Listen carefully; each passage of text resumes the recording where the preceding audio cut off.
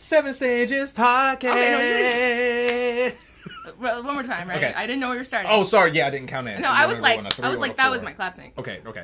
Another clap? Mm-hmm. 1, 2, 3, 4, 5. 7 Stages Podcast. It's a 7 Stages Podcast. It's a 7 Stages Podcast. Yeah! We are 7 Stages Podcast. I am Jam Boom Boom, and we have our special guest with us, a part of our MFA Theatre Arts Department program cohort. Kai DonDero. Kai DonDero is here with us today. All right, and today we are here to talk about Hadestown. Hadestown. The myth, the musical, the legend. OMG, it's iconic. Classic, legendary. What do we want to start with? I'll talk a little bit about my history with the show. Yes.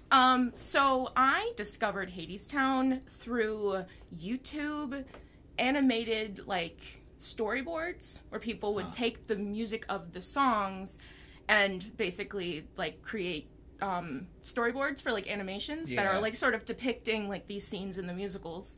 I found it when it was the original New York workshop version, which was a live recorded version of that workshop. Cool. And I remember listening to it while I was doing lots of work, and the themes of oh, I'm working, it was kept me up there.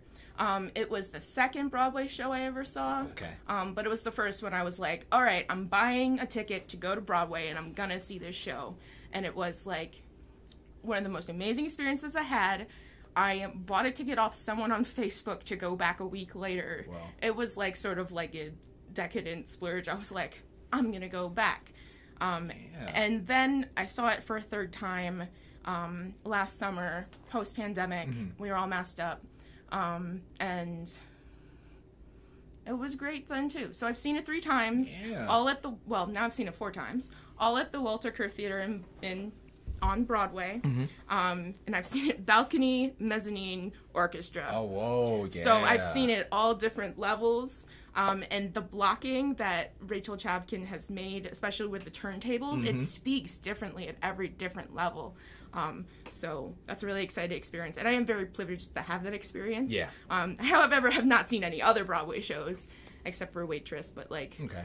Yeah. No, that's freaking awesome. You are the one who introduced me to this musical, point blank, period. I'm not a musical theater person. I'm just all right, the only musical I do like is The Wiz. But yeah, you told me about this experience. I'm just all right, let me put myself into let me put a different hat on and let me enjoy. And so we listened to the first the intro song in the car, and I was all right, I'm getting a feel. I feel some soul. I feel some sad. Okay, here we go.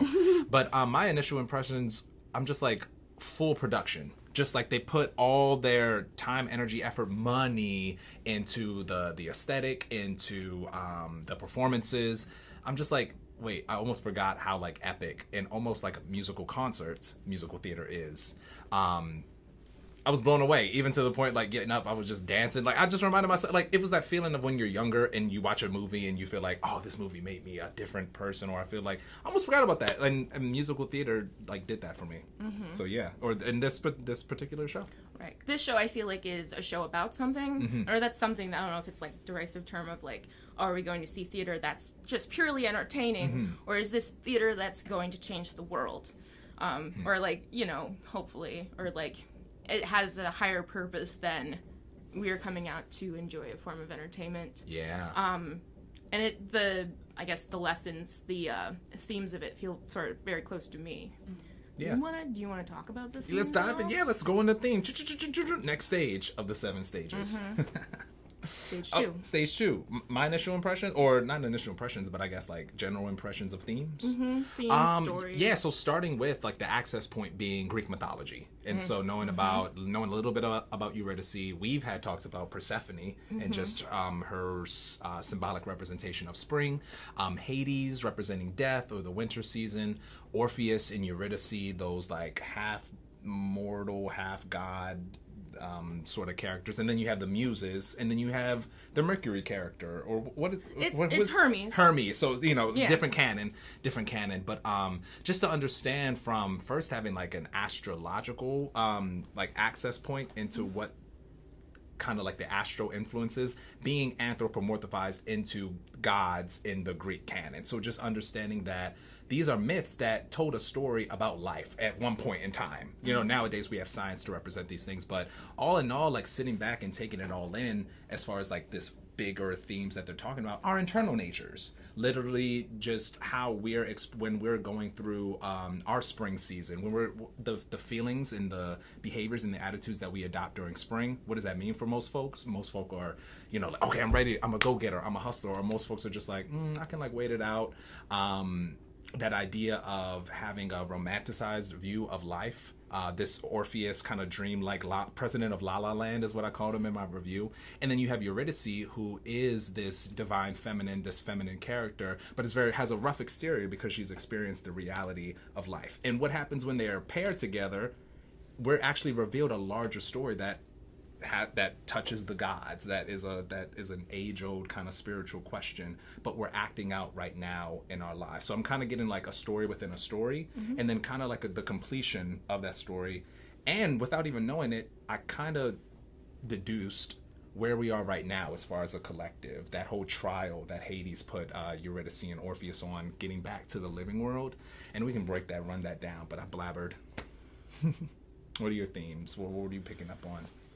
So the first really big one for me is like it's the implications of environmental damage and impact that has sort of in Hades Town. It's about the fact that the love has been lost, that like makes it so there is no spring or fall at all anymore. It's just blazing hot or freezing cold, and that's the way the wind blows.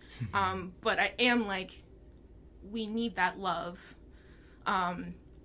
to, I mean, obviously to heal the world. But just on like, it feels like very obvious to me. It's like, this is environmental impact.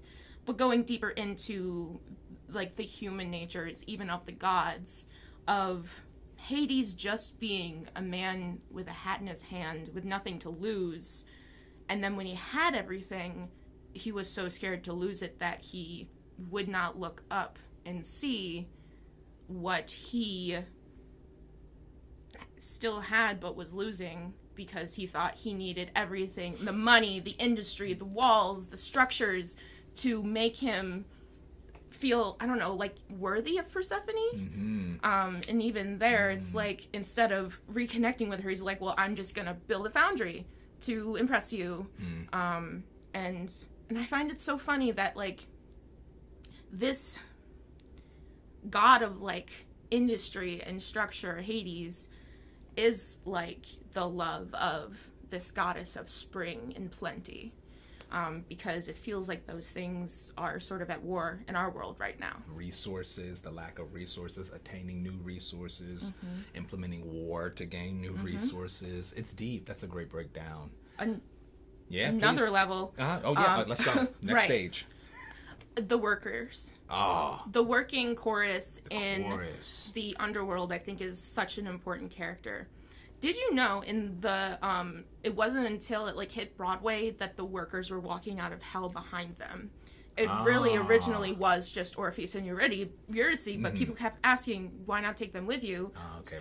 Aeneas Mitchell was like, okay, we'll take them with you. Yeah, he riled them up. Orpheus riled up the workers enough to, okay, yeah. And it is like a riot, and it is, I love the song If It's True. Like, that is my, like, we the people are more stronger than that one capitalist, hopefully. That one capitalist.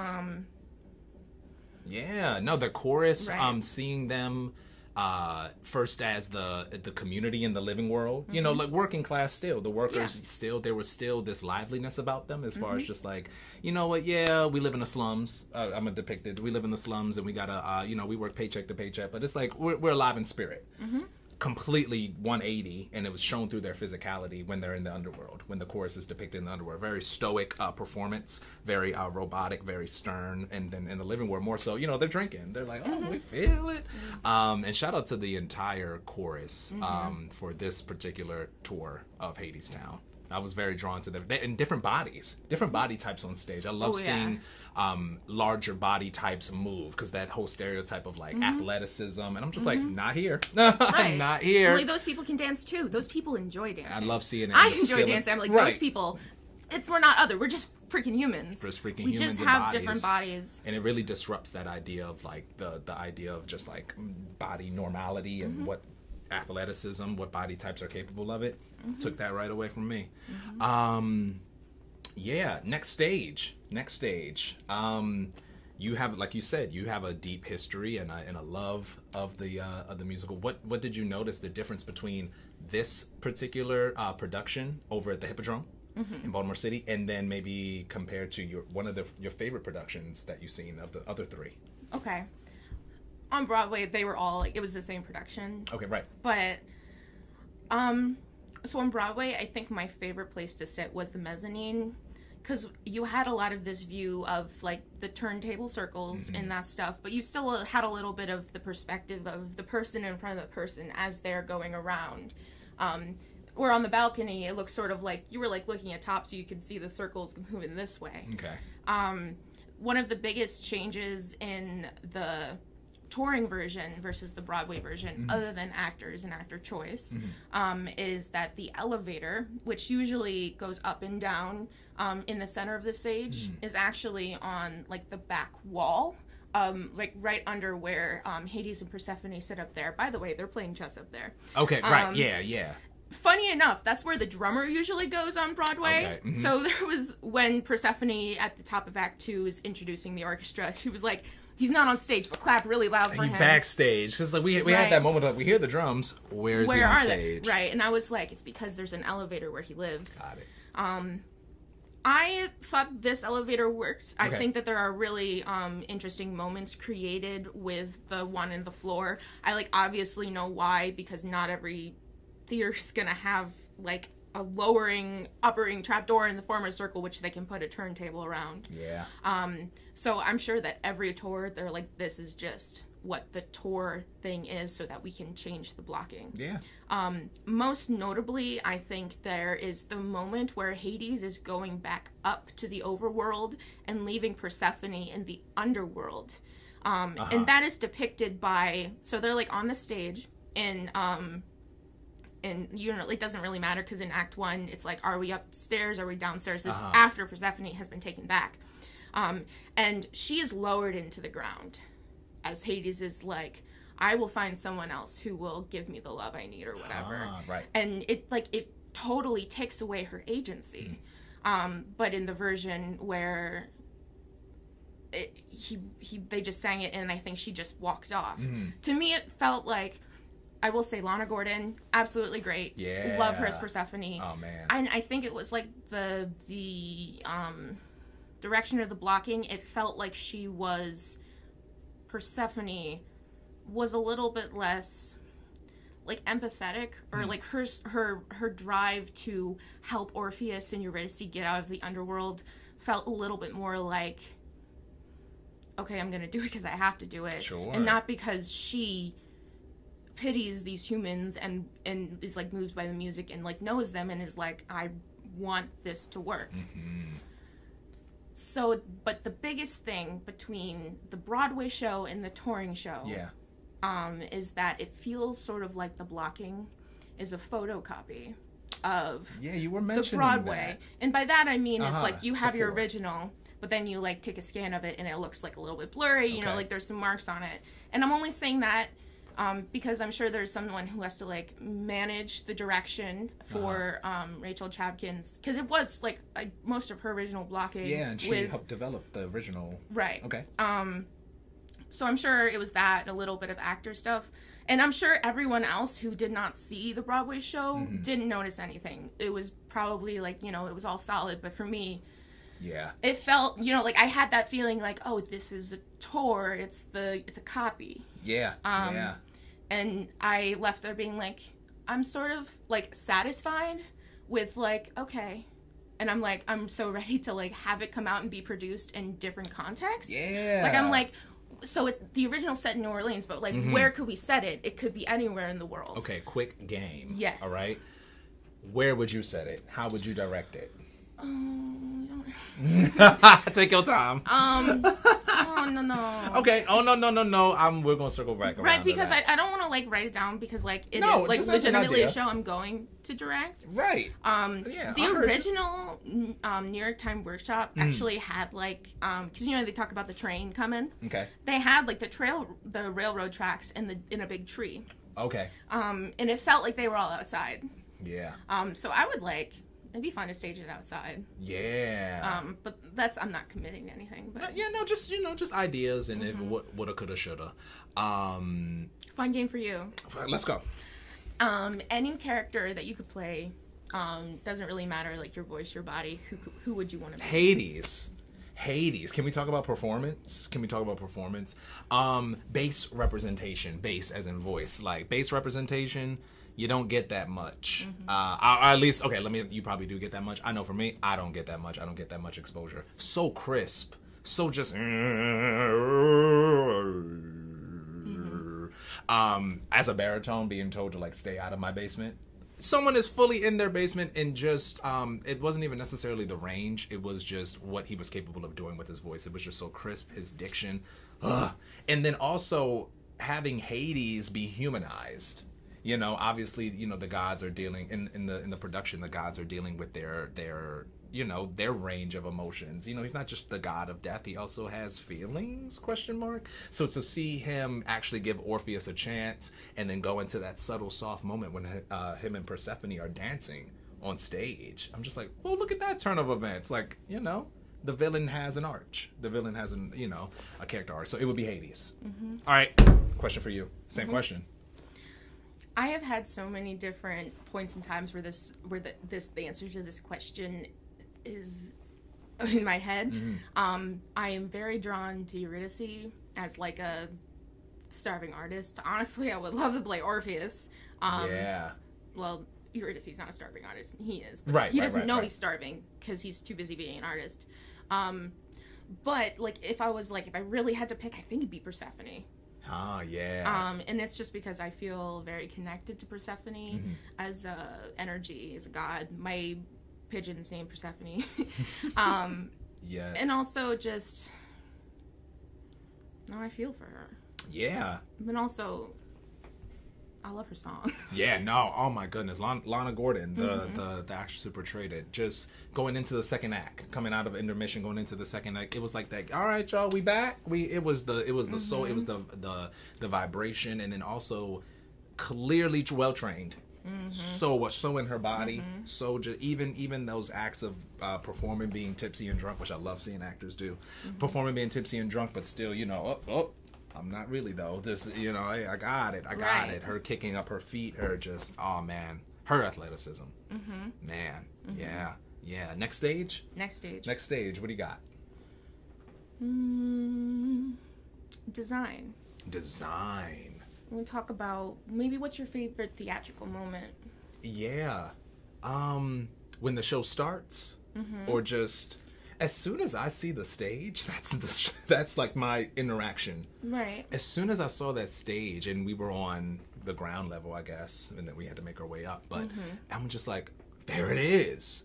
I wrote this in my review. I didn't get a era or a time period. I couldn't catch it, right, which I thought was great. No, that's one of my favorite things about this design. It like feels ancient, but also modern, but also industrial, but also it could be an inn you visited in a D&D game. Yes. It feels mythic. Yes. That's the word. I wrote the myth of Western society, like anywhere USA, Western Hemisphere, the myth of West. Right, and honestly, Hades' whole thing to the workers of like selling them, they can work so they can be free. I feel that like is one of the biggest American lies. Oh man, and the actor played Hades in the center. microphone, the the Why we built presidential the wall. inauguration, why we built call and response, the inaugural, the presidential, the campaign of it all. Yeah. So to answer your question, it would be that. What was your favorite theatrical moment, design moment? My favorite theatrical moment, design moment, is always when the walls of the underworld open at the end of act. Well, spoilers. At the end of Act 1, this is like around Wait for Me, when Orpheus is traveling down. And honestly, every time I hit that moment, it's like I leaned over to Jem and I said, "This is church." Like that moment of like everything's working, and it's like my body, like it hits every atom of my body, and I'm like, this is, and in also another thing about the Broadway stage, this one didn't have the two rings raised and lowered. So like they had the one outer circle didn't move, but the inner circle rose up, and then the most inner circle also could rise up, so they could have like these pillars of like levels. And so Hippodrome. Right. Hippodrome. Right. Real quick shout out to Andre DeShields. Andre DeShields. Who is not in the tour. No. But who is a Baltimore native. He is. We are in Baltimore. And also shout out to him because he's also in The Wiz, your favorite musical. Let's go. It's my favorite musical. I would play the lion in The Wiz. Okay. Yeah, just get more into my space. I mean, I just brought up the Hippodrome. Its deficit, what it lacked as far as and you knowing the difference between the Broadway production and a venue like the Hippodrome. What did you get from the space? How did you interpret the space? I mean, obviously a touring venue, but are you talking about the seating or the stage? The venue. Okay.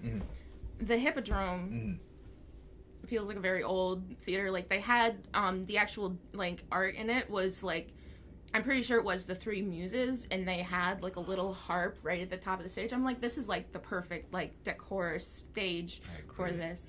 However, the Walter Kerr has like Pan, like Puck, playing his little flute. So I am partial to that. Where is that? So the Walter Kerr Theater is the theater where it's currently running. So it is like on the Broadway street, like if you're going off Times Square. I can't tell you the intimate layouts of New York City, but their balcony is really small. Like it's like actually like 3 rows, but it's like so high, but closer to the stage. So that's why I was like, I feel like I was really looking down, like I saw the tops of everyone's heads when I was watching in the balcony. We were rear balcony right, and we were sometimes it felt like I was like I could be watching a movie. I could be watching a hologram. It felt really far away. And that's just, I don't really like watching theater that far away, but like privilege, and I'm honestly so glad to have been able to get the tickets and the seats we were able to for the price we did. For sure. Shout out to the donor who donated for Towson University students to come. Oh, let's go. That was great. Yeah, and shout out to Katie and Julie for organizing. And shout out to the Cheese Bus. Shout out to the Cheese Bus. Really, just to touch on that, just like I did have that moment, I felt like I could fall over, or like just like feeling, and then us being up that high did give like concert nosebleed seats, the music concert instead of like music concert with narrative, aka musical theater. But being like removed from it, but then also being able to take in a lot more than I. And this being my first time seeing the opera, I was like, I can see the whole thing, bird's eye view. Right. It's just, but like in my head, like the actors' faces were like a little bit blurry. I mean, like I have glasses, but it's like the intricacies of the face. One of our classmates was in like the 3rd row. Oh yeah. She said it was like the sweatiest, most spittiest performance she's seen at the Hippodrome, and I kind of love that. Because it feels like a sweaty show. They're schmoving in that musical. They got on costumes. Like level layers to their costumes. Well, any major takeaways as far as what your as far as your thesis goes, what you're personally studying, any connection and correlation to that with this experience? Well, this specific experience, It was really great actually getting to take someone who's never really experienced the musical and bring them in. And also, like, I had knots in my stomach the whole time. I was like, if he hates it, and I like knew you wouldn't, but I was like, you know, but I was also like, I was like waiting for like the big moments, like in Wait For Me. That was like, all right, it's coming. Those lights are about to fly over the audience, and we are going to die from. Right. I think that the message of Hadestown is really important. Yes. And the idea that we are not living in the world that we dream of. So we want to make that happen. Yeah. Well, but we will... Sorry to cut you off. The line that Orpheus gives in the bar in the living world, like, to the world. The world we dream about and the one we live in now. Do you remember the like post-bow song? Post-bow song. Yes. It seemed to me improv-y. It's not. Okay. Well, so it's like an epilogue song. Right. It's called Raise a Glass. Okay. And I really like this one because it feels like it's a song not like dedicated to me, but dedicated to me, to you, to artists. Oh, okay. Because the honestly, any underprivileged artist. Sure. Because it's not, we do not raise our glasses for the flowers that bloom in spring, but the ones who bloom in the bitter snow. We raise our cups to them. Yeah. And just as an artist, don't get lost, but also fight for that. Don't be discouraged. Fight for the song of love. Do that. Yeah. Do that. Mm-hmm. It's beautiful. It's beautiful. It's a truly beautiful message. I'm focusing on mythologizing and understanding what our personal anecdotes, our stories that, you know, are sacred to us, but then that can be shared with the collective. And having such prominent figures, such as the gods and the muses and the half-gods, you know, us today, postmodern, wherever we want to call ourselves in history, finding a relationship to either one of the characters, all of the characters, or the story, the narrative, and focusing on what gem can I take with this. If I could sum it all up and just put it on my Poke badge, put it into a badge, and just walk away with it, this understanding of where are we in this myth? Where are we in history? And that's a great point with the epilogue. And they shouted all of us out. Yeah. One more question. Yes. Did you know how the myth ends? In classic Greek myth, or in the in the classic myth? Well, no. Just from what I saw, I thought it was Eurydice goes back to the underworld and Orpheus. And that's how it always ends with, like, it always ends with her turning around. Right. But there was a lot of people, like, in our class who were like, they didn't know that was the end of the myth, and they didn't know that the musical honored that. And I was like, oh, everyone's in mourning right now. I was like, this was the only time I didn't cry at that. Okay. Of all the 4 times? All right. But it was still really powerful. It was powerful. It was powerful. And the energy in the room. Yeah. When it happened. Second act was less, for me, less like, yeah, and more just like, narrative. Oof. Yes, lot but more that twist. Act 2? That is Act 2. Right. I almost forgot. It's like live theater and then musical add-on to that. Almost forgot about theater. It reminded me of musical that theater is still theater. Yeah. I mean, like theater with music. Man, it for me, I know it's like the most simplest thing, but for me, I'm just like, oh yeah, duh. I think I like musical theater now. Yeah. Let's go see another one. Okay. Let's go see another one. Yeah. All right. It is about a minute and a half left. This has been 7 stages, so we usually and typically end with a theater game. We've been playing Zip Zap Zop to end. Would you like to play another game if you have a like one-on-one, or if we can have our mysterious PA to the side come in, or and play a game? How do you play Zip Zap Zop with 3 people? Zip, zap, zop, zip, zap, or you and I. You can come Zip Zop us. Yeah, let's do it. You ready? All right, let's get in the frame. You ready? Are we including? We're not. Okay. Zip. Zap. Zop. Zip. Zap. Zop. Zip. Zap. Zop. Zip. Zap. Zop. Zip. Zap. Zop. Zip. Zip. All right, and this is how we do it. Jam Boom Boom. Kai DonDero. And this is 7 Stages Podcast, and we out!